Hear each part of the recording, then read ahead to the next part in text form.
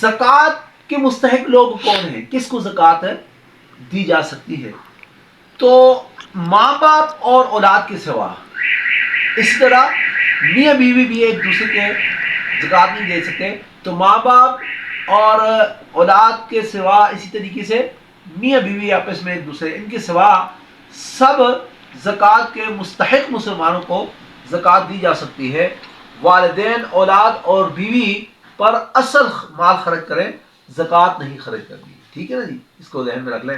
اور دوسری، ماں باپ میں دادا دادی اور نانا نانی، اسی طریقے سے اوپر جتنے بھی اگر کوئی زندہ ہیں، نانا نانی مثال کے طور پر نانا پر نانی ہے، پر دادا پر دادی ہے، اسی طریقے سے پوتے پوتیاں اور بیٹیاں بیٹے پوتے پوتیاں، اور اگر کوئی زیادہ عمر والا بندہ ہے تو پر پوتے پر پوتی، یہ سارے اسی میں آ جائیں گی۔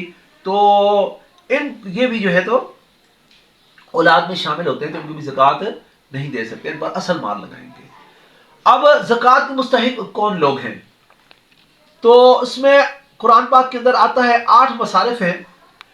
ایک مسافر، ایک ہے مساکین، سب سے پہلا مساکین یعنی جو حاجت مند ہے، دوسرا غریب، اور تیسرا حکومت کی طرف سے زکوٰۃ وصول کرنے والے جو نمائندے ہوتے ہیں، اور چوتھا ہے مقروض آدمی، اسی طریقے سے پانچواں جو نو مسلم غریب ہو، اور چھٹا جو قیدی ہو، اور ساتواں جو مجاہدین، اللہ کے راستے میں روکے گئے لوگ، ٹھیک ہے نا جی۔